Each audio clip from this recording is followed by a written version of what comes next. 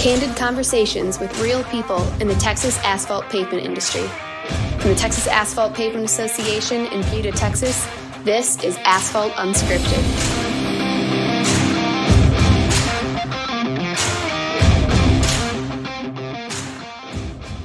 Here we are in beautiful Buda, Texas. We're here for an episode of Asphalt Unscripted. Corey Schwarz is here, as usual, in the chair that helps bring out all the good information. We'll call it just the co-host. How about that? Oh, We'll just go with the co-host. co-host today. You'll be the host. Oh, wow. But we Okay. have that special chair kind of in between us. The hot chair. The hot chair. The All hot right. chair. Travis? Morning. Morning.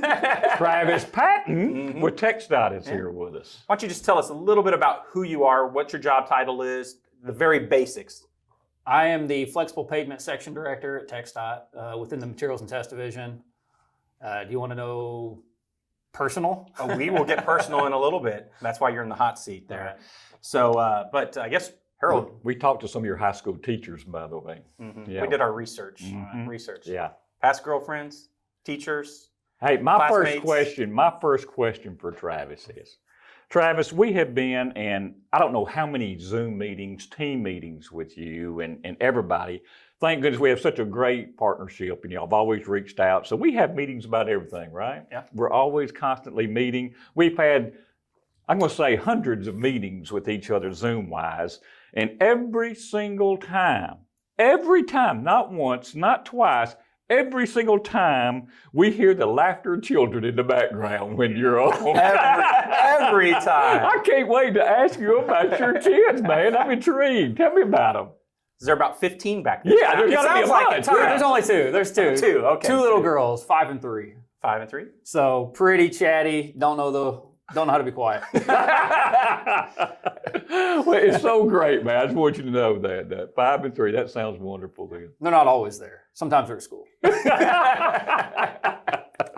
Well, it just seemed like it because everybody goes, hey, when you hear a kid, well, that's Travis's kid. That's Travis's kid. So that's cool. That's okay. They're in the industry too. Yeah. Just working on them. Working on them early. Good. I like that. So how long you been married? I've been married for 9 years. 9 years. 9 Wow. years. Okay. And let me guess, you are an Aggie, is that right? They wore I'm the an colors Aggie. today. This, I hate to tell you, this is not from Mississippi State. Oh, I thought you wore that from me. I didn't. I apologize. It is Slightly bulldog different colors, though, color. isn't it, Harold? That's bulldog colors right That's there. pretty close. A&M Maroon. Okay. All right. And your major was? So I did my undergrad in civil engineering structures, and then I decided to go on and get a master's in materials. Wow. So why the change from structure to materials? So when I was doing my undergrad in structures, I actually loved it. It was my favorite, right? I always said, I'm going to grow up, I'm going to do structural engineering, really enjoyed it. What I was trying to avoid was to get pigeonholed in one field. So when I got my master's, I purposely didn't do it in structures, and I went in with the intent thinking it was going to be all civil engineering materials, so structural concrete, composites, things like that, materials related to civil engineering, which happened to be kind of my strong suit. And when I got in there, I found out it was pavement design and hot mix and concrete, which was not exactly what I was looking for. But at that time, I was committed. You were in, signed up. Yeah. So where'd you go to high school? I got to know what, where you're from, all that kind of stuff. Well, since you said you did a background check on me, I thought you would have known. But Well, the FBI wouldn't turn over everything. went to Georgetown High School. Georgetown. Georgetown. You're an eagle. Georgetown huh? Eagle. An Yeah. eagle. Okay. Yeah. Well, they built a big old stadium since you were up there. They did. They built that after I graduated. Yeah. That whole Did you area play is a lot sports up different. there? I did. I played, so through high school, though, I only stuck with soccer. So I started off track, football, soccer, and I only stuck through soccer through high school. Ooh. Were y'all any good? We went to district 19 years in a row. Oh, wow. So- In soccer? In soccer, yeah. when Man, I that's was there. incredible. 19 years in a row. And I think they're continuing, yeah. We're big sports guys around here, right? Okay. So I'm NASCAR. He's NBA. NBA. What are you? I'll be honest, I don't really watch either. Well, hey, when you have those kids in the background, it's hard to watch sports. But hold on, do we actually consider NASCAR sport? That's what we got to figure out. Oh, I'm just yeah. joking. Okay, there we go. Travis, I actually learned a lot. I went to a race with Harold, and there's actually strategy and all kinds of really cool and interesting things about it. But one of the cool facts, though, is Harold recently secured I don't even know what part of the truck it would be. Oh, sponsorship. Yeah. One of our great members is Al Neese Equipment Company here in beautiful Buda, Texas. And I've known Al for a long time. He's been in the equipment world, and when I worked at AGC, I knew him there. And so we rekindled our friendship, and he joined TXAPA, a great partner.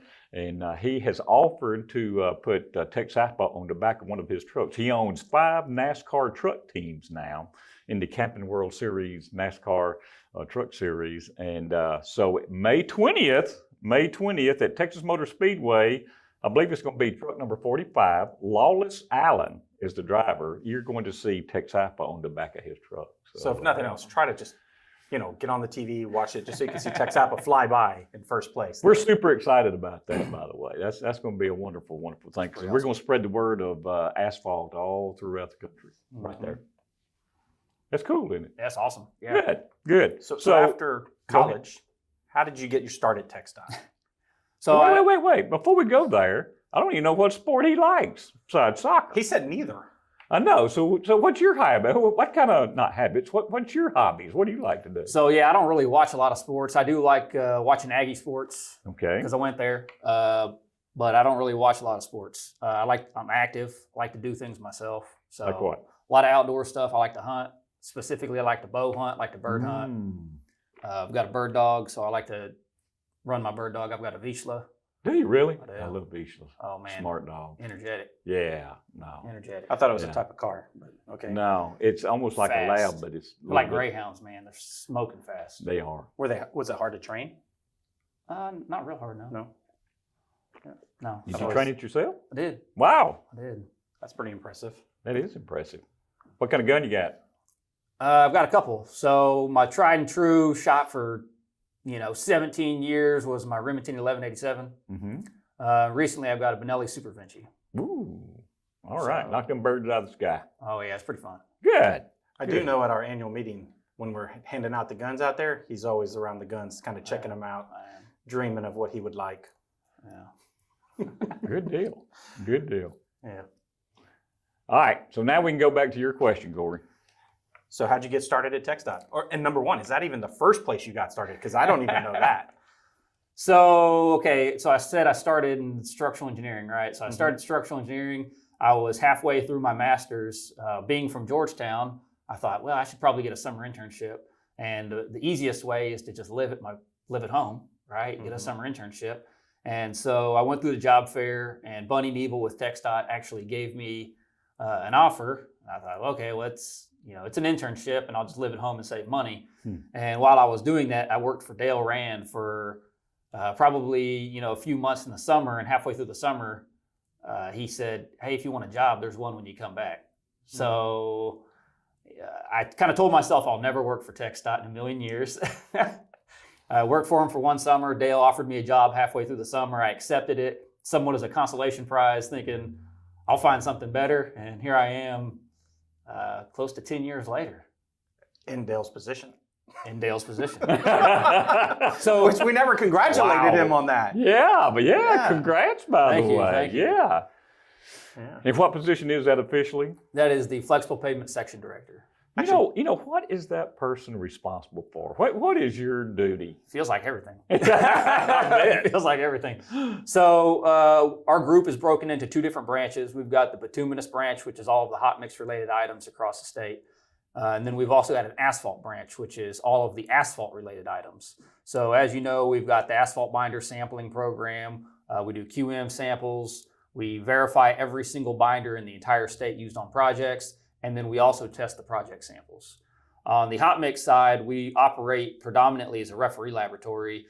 We do help with mix design verification, with performance tests, Hamburg overlay, things like that. But then we also operate as a referee laboratory. So when the contractor and TxDOT have a discrepancy in the field, we're that third party that steps in and does the final test. Wow. So did Dale tell you you're going to be responsible for that? I mean, did he tell you one day when you were going through this process, hey, you could be me and you're going to be responsible? Well, of course, that's the sales tactic, right? He said one day you could be in my position. When Dale was there, though, we didn't have the binder lab. Yeah. that was a separate entity all by itself. Exactly. So now we've got, we went from roughly 15 people to around 25 in our section. Yeah. You worked with some interesting characters over there through the years. You mentioned Dale Rand. I know, you used to come to all the meetings with Robert Lee, so you worked with him. I know Richard Izzo was over there, Jerry Peterson. You've worked with just a whole host of guys over there. A lot of really good people over the years. It's changed a lot, but, we've always kept kind of that fun dynamic. But yeah, that was definitely a fun era when we had Dale, and in our lab, we've had a few people, Mark, Byron, these guys that have been around for 30 years. And, everybody treats each other like brothers. So it kind of makes a fun atmosphere. One of the things Corey and I have been talking about and seeing is that, we see people who's had great mentorship, and they've come to those leadership positions and those type of things. And that's one thing Corey and I had wanted to bring out in these type of, in the podcast, Unscripted, is to, find out, did you have a mentor? Did you have somebody that kind of helped you along to get where you are? I'm going to say unofficially, I probably, I picked up little things from everybody, but officially, no, not really. When I started, it's actually kind of an interesting story. So when I started as a summer intern, I was working for Dale, and I was actually working with Brett Haggerty. And halfway through the summer, Brett became the lab supervisor of San Antonio. Okay. So that was the vacant position that was left open, and Dale said, if you graduate early with your master's, this could be your position. Wow. And so when I came on board, shortly afterwards, Richard he left out of hot mix and went over to the soils and aggregates section director. Mm-hmm. Dale retired. And so we were in limbo for a little bit. And at the time, it was just Robert, myself, Hassel, and then Ryan had come over from the concrete side. Mm-hmm. And once Robert kind of became our boss, then we started getting some, semblance in our group. And then when he left, so we've had a lot of turnover, right? When he left, and then it was briefly Brett again, and then I guess it was Ryan, and then Anad, and then now me. So there's been a lot of turnover just with senior level staff leaving as well. It's created opportunity. Buddy Williams came through there. And Buddy did. Yeah. Buddy, and then Miles. Yeah. Wow. That is a lot of turnover. Turnover in the chairs there. Yeah. We both see there's a huge importance. Like I think of all the people that had an impact in my life, like going through the industry with Dale, Richard, Magdy, Byron. You had mentioned Byron Kneifel and Mark Crawford and those guys, and they played a huge role in like kind of developing me. I mean, do you have that kind of mindset now of like, because you didn't have it, like how can I pour back into those, individuals, other individuals, to help them on the way that, maybe you would have wanted? Yeah, so on the lab side, you're right. Byron and Mark were, I would say they definitely helped me along the way because they had a lot of knowledge, right, from the practicality standpoint. So I also forced myself to be in the lab quite a bit. So since I started, I was over the laboratory, right, in the hot mix side. So I've been in the laboratory for close to 10 years before I started kind of moving up. And so I think that helped give me a good basis. One thing, one good thing about Robert was that he forced me to get involved and like go to conferences. I remember I was here for maybe less than a year, and I went to one of these big TXAPA conferences, and there's 300-400 people out in the crowd, and they say, well, you're going to give a presentation, and you're sweating bullets, typically. And I remember Caroline was there, which was our section director, or I guess would be a division director, now. She said, man, you don't look nervous. Why aren't you nervous? And I said, well, I see it as a win-win. Either I go out there and I kill it, and I do really good, and then it's not a problem, or I do just so bad that you never ask me to do it again. Right? And she immediately whipped back and said, no, you're wrong, because if you do a really bad job, we're going to have you do it more so you get better at it. That's when I started sweating the bullets. Nothing like sweating right before you go on stage. That's right. So back to your question about helping people along, we've had a lot of turnover. Mm-hmm. We've hired full staffs a couple of times and lost them just due to competitive process. But we do have a good group now, and we've got some young EITs, and I try to focus and, give them more than what I had, get them involved early. One really good thing for me was with everybody leaving, you got to experience a lot of things you would never get to experience otherwise. Right? When I started, there was a staff of 6 engineers. When it went down to 3, you can imagine the workload got quite a bit more. And at one point, we were actually down to 2. So, and that was including myself. So you had to become very efficient. And you had to learn a lot of processes that Learning you probably wouldn't have quick. learned in 20, 30 years. Yeah. Well, you know, the one question I want to know there, you talked about your responsibilities. You got the lab, you got binders, you got spec, you got all these things. I just want to know who in the world is dreaming up all these spec changes going on? Who's doing that? Are we looking at them? No, you're not looking at them. I'm a small dreamer. I have some dreams. So, you know, what we did when we did a lot of these spec changes is we polled the districts. We looked at all of the general notes. As you know, we meet with industry almost, it seems like, on a bi-weekly basis to talk about a lot of these changes, which is good for open communication. But like you mentioned, not everybody always aligns, right? So the contractors may want something, we put it in there, and then it goes through administration and they don't agree with it and we take it out. And then maybe we modify it and it goes back and now contractors don't agree with it. So it has been an iterative process. And then you also have a wish list of things you would like to see. And obviously, you know, maybe some things that you implement or attempt to implement is not going to be beneficial from a cost perspective from the industry side. So, you know, there is that kind of give and take. Yeah, there's so many challenges, Travis. I know that, I mean, you're trying to fit everything into a book that will accommodate Amarillo to Beaumont, you know, and El Paso to Atlanta. I mean, that's almost impossible with all the different materials and processes we have in Texas. It really is. And, you know, that's one of the hard parts is, like you said, not just the climatic conditions, but you've got different contractors. Absolutely. Right? So different materials. So in one district, you may not have to put such strong language in the specification and they would just do their job. Yeah. Everybody would do it because it's for quality. And in the other district, they wouldn't. So you have to write that specification for that district that wouldn't. And then you get the district that would and the contractors that would, and they're saying, hey, I feel like you're tying my hands and not allowing me to do my job. The specification wasn't for you. It was for the guy that wasn't doing his job without the specification. Exactly. That's the problem. You know, and what's so great, though, of how we make that work is a tremendous partnership that we share here in Texas between TxDOT and the industry. You know, if y'all weren't open to that communication and open to hear the things that we see and do and vice versa, man, I don't know where we'd be because of those challenges that we have. So great partnership. Yeah, thank you. You too. Trying to make each other's jobs a little easier, right? Yeah. So speaking of your job, what's the biggest myth about your job? Are there myths? Yeah. Yeah, they're myths. Yeah. Are there myths? Oh, yeah. Are there? Okay, give me a myth. I'll debunk it. I'll debunk it for you. So what do you think people think about your job? You know, I don't know. I think the traveling public probably thinks differently about our job versus people that are in the industry. Good point. You know, I think people maybe in the traveling public don't see any technical jobs within TxDOT. And when you think TxDOT, you think the guy standing on the side of the road, and that's the only thing you think. Yeah. When in reality, 99% of the people you see on the side of the road is the construction crew. There's only one TxDOT guy on that job. Yeah, the inspector. The inspector, and that's not the guy you're seeing, right? So as you know, on industry side, you're going to have 50 people to do a job and everybody has a specific task. So there are times when somebody's in a transitionary period, he may be standing around, he may be doing something that you don't realize he's doing, but there's only one TxDOT inspector. Yeah, wow. And so I think people think about TxDOT and that's what they think about is people just standing around, and they don't think about all of the engineering and all of the testing and the staff that it takes. Because, I totally agree with you. Good point, man. I didn't even think about that aspect of it. If you run for governor, I'll vote for you. Yeah. Politician seems like in your career. Fantastic. All right, so let's switch back on industry side. What do you think industry side thinks about your position?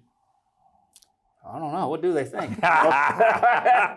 You're the voice of industry. Tell me. No. Well, he didn't put that back on us, did he? No.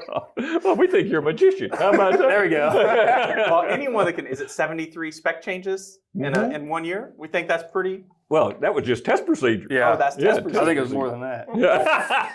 It felt like more than that. Yeah. And there's a process that goes, right? So in the end, when you have, say, 70, 90, however many changes it was, you have to keep in mind that the iterative process, we may have attempted to make well over that, right? That's how many actually stuck. Mm-hmm.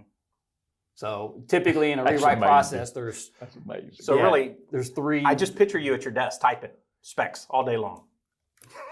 specs, test procedures. Yeah, they take a lot. Email correspondence, phone calls, because once again, supporting a state. Takes a lot. And then we also, what people maybe don't realize is that we support all of the site manager templates. So all of the site manager templates for hot mix across the state come out of our hot mix lab. Now, rumor is there's not going to be site manager in the future one day. Correct. Correct. Yeah, correct. Okay, we're just going to leave it at correct. So I think my understanding is this next year. This next year is going to be 2023. APCM. What's it called? APCM. And what does that stand for? Do you know? I don't know. APC. But it is an ASHTOware project. So Oh. Site Manager is an ASHTOware. So APCM is the web-based platform that's going to replace it. Okay. And so So this is all web-based. it is going to be web-based. Okay. And we did express concerns about not everywhere has Wi-Fi. So I don't know how this is all going to interact. One benefit though is that it will communicate directly with our lab and our internal system. So in the past with Site Manager, an inspector would run a project, they would pull up Site Manager, generate what they call a 202, send a paper copy to us. We would do the testing and then send our results back to them in which they could upload them into Site Manager. This new process will be more like, say, Amazon, where it's all interconnected. You can see I shipped my sample, I can see where it's at in transit. It showed up at the Cedar Park Laboratory, I guess at the Stastny Laboratory. So it's going to show a chain of custody. It'll show a chain of custody all the way through from the time the inspector lists it in APCM, and you'll be able to track it all the way until it shows up at the materials laboratory. When it gets tested, you'll get a real-time output, and then your sample will already be inputted into APCM, or what was currently Site Manager. So do you see that helping us out in the field, or where we're going to start meeting deadlines, or are we just going to know that we got a bunch of deadlines we're not meeting right now when it comes to test results and sending things in and all that kind of stuff? So I think it'll help. You know, honestly, our laboratory in the hot mix side, the typical turnaround is 3 to 4 days. Mm-hmm. So they've got a very good turnaround. The problem is shipping. Right. And so when a contractor wants to ship something and they tell the district, go ahead and send it, there's probably a few day delay there. And then it gets shipped. There's a few days there. It shows up in our laboratory, maybe not in our lab. It shows up in a warehouse at the end of the day. So we don't get it to the following day. And then we start sampling, or we start testing it, and it's 3 to 4 days. So all industry sees is, man, this took a week. Right. This took a week and a half. Before you even get it, it could be 5 days. That's right. And we've had that happen where a sample, you know, we get a call and they say, you've lost a sample. Where is it? And we go back and look through FedEx tracking numbers and find out it was never sent. And it was sitting in a warehouse somewhere. So, you know, we were talking the other day about how we need to make things more simple, the processes, because the challenges every industry, it's not just our industry, every industry faces labor shortages, that, you know, filling jobs, those type of things, workforce development. So we talked about we need to make things more simple and make the processes a little bit easier for people to handle. Do you think this new software program is going to help us get there? I think it will. I hope so. You know, the Site Manager template system, so as you know, it's based in Excel, and Excel, we do a lot of things that weren't really intended to be done on Excel. Yeah. And it's kind of evolved over time, and we've gotten to be where it's so complex, we have no other option. Mm-hmm. So this other system is actually set up for this type of work. And so it should be very intuitive. On the Excel versions, right, there's issues with people inadvertently changing formulas or not filling something out, and therefore it doesn't calculate correctly. Maybe they didn't select level up or exempt production, and the template doesn't operate correctly. And so what a lot of people don't know is, like on the QCQA template, I think you can see 39 templates or tabs on that sheet. What they don't know is there's actually like 80 something, and the other ones are hidden, and it's all macro and code driven. So it's very, very extensive. Yeah. Yeah, I just think we got to make things more simple. You know, That is our goal. we just got to do that overall in everything that we're doing for being out in the field. So You're talking about, you know, accidentally changing something. I know at our PIQs, you kind of talk, and it's a passion of yours, is ethics, or the rights and responsibilities of technicians and the different things you're seeing. Tell it why is that such a passion inside of you right now?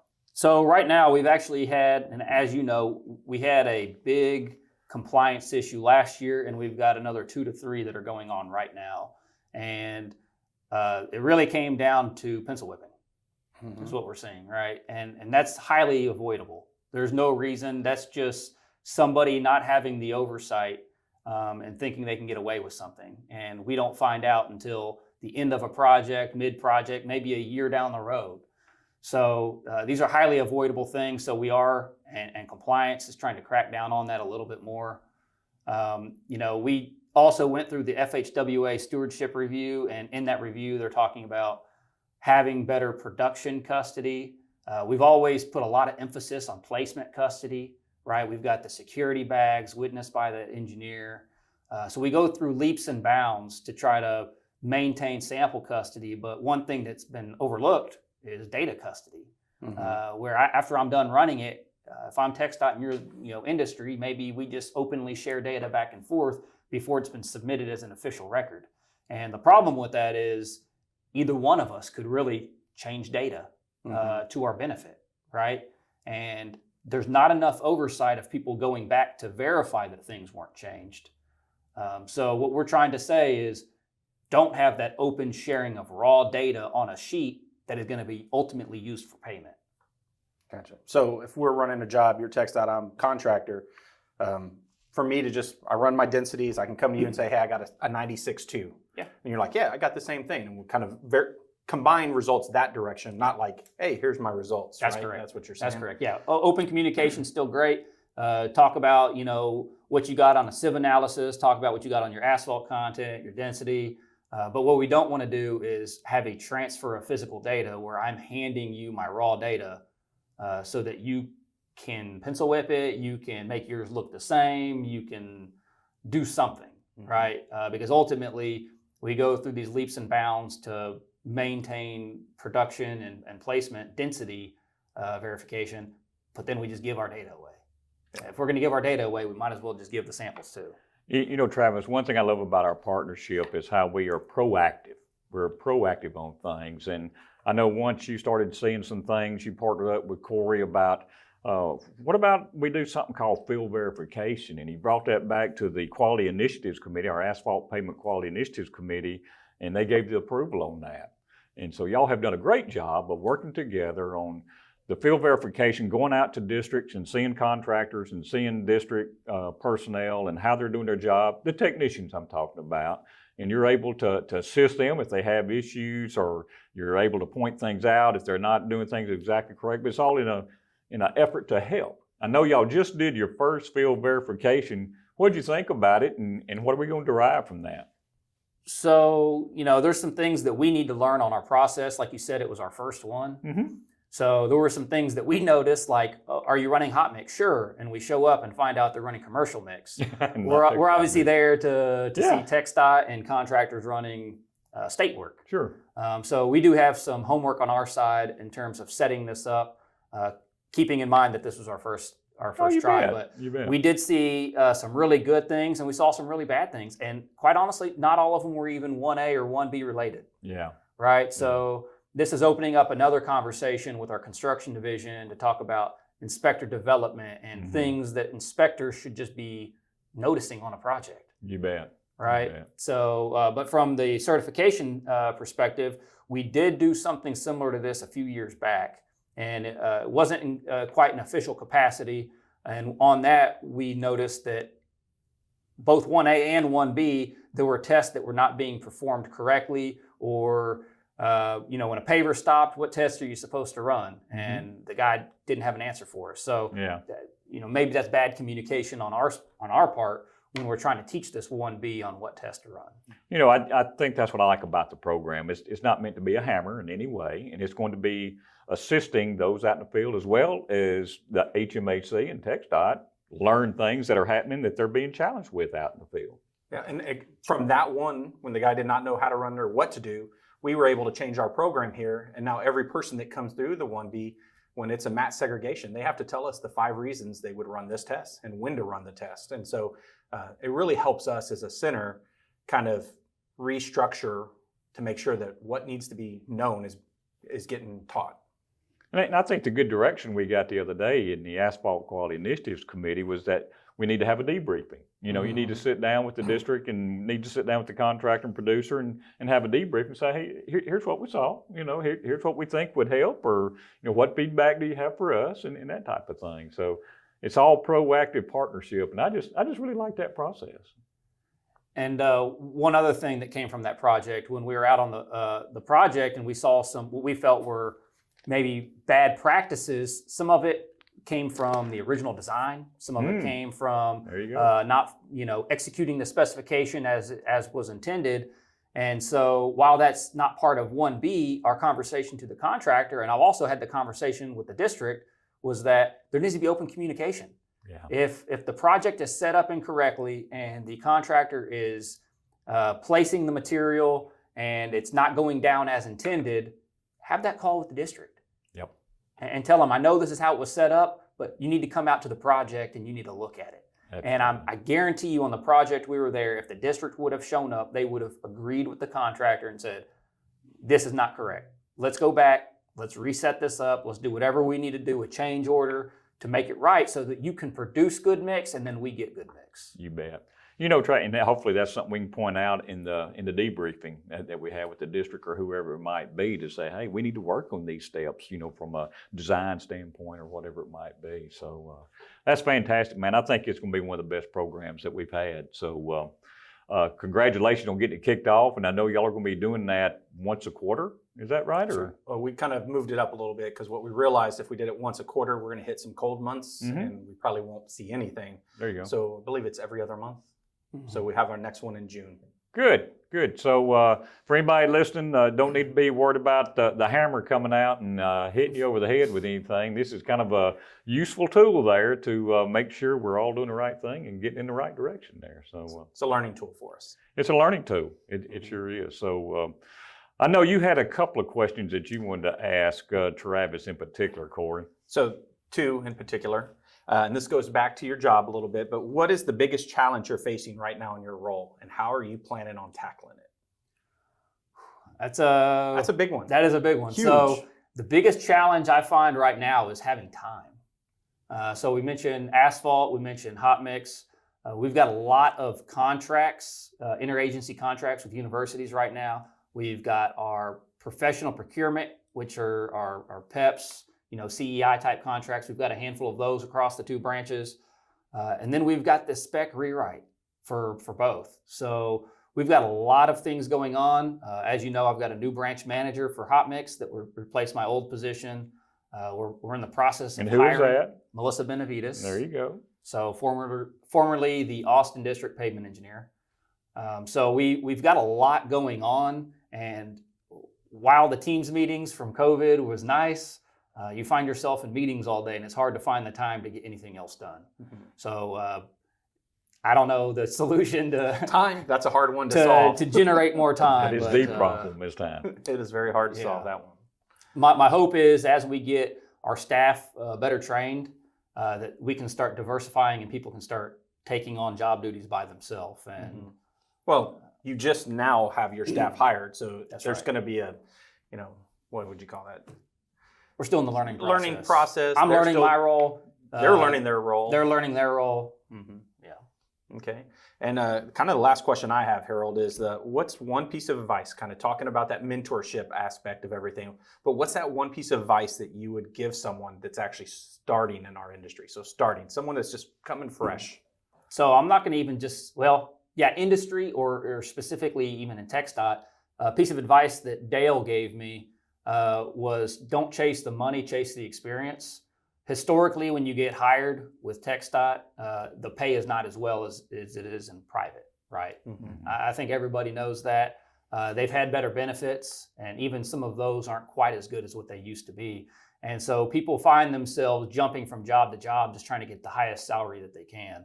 And I think sticking with one position, maybe not making quite as much money, has paid off, right? Make yourself an expert in your field, learn as much as you can. And once you get that notoriety and that respect from industry, from TxDOT, from colleagues, then other people are willing to hire you. And what I've noticed is then the dollars come, right? They're willing to pay you more money because you've sat there and you've developed unique level of knowledge that maybe other people don't have. So focus on the experience, not on the money. That's great advice. Great advice. I like that. Yeah, focus on that experience. You know, you just mentioned time is the enemy, and that is true. Time is catching up with us right here today. Unfortunately, we're going to have to cut this thing off because we could talk all day to Travis Patton. So, Travis, thank you for being here, number one. We really appreciate it. And number two, thanks for being an outstanding partner. I tell you, we have, I don't know how we could function. You got so many things to do on your side of the plate. It's just like you mentioned, the lab specifications. We hadn't even talked about liquid binders yet, liquid asphalt. My goodness. That's a learning curve for him probably right now because that was not your specialty. I mean, we have monthly meetings on liquid asphalt going on with you. So there's so many things we talk about. You know, we as an industry and association and TxDOT, we couldn't do everything we have to do concerning flexible pavements if we didn't have a partnership is the way I look at it. So thank you so much for being that great partner, and we look forward to that continued partnership. So I just do want to say that this is our May Asphalt Unscripted.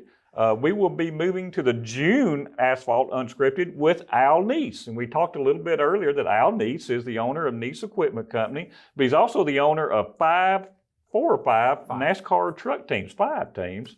And we have the great opportunity of being a sponsor of one of those trucks at the upcoming race at Texas Motor Speedway. It's during NASCAR All-Star Weekend at Texas Motor Speedway. The truck race is on May 20th, so be sure you tune in. It's usually on Fox Sports 1, and tune in there, and you'll see TXAPA on the side of a great NASCAR race team. So we look forward to that. So Travis, thank you very much. Corey, what words of wisdom you got to end up with? If you're watching that race, I just say jump on Twitter or Facebook and tag us that you're watching it on our channel handle. You bet.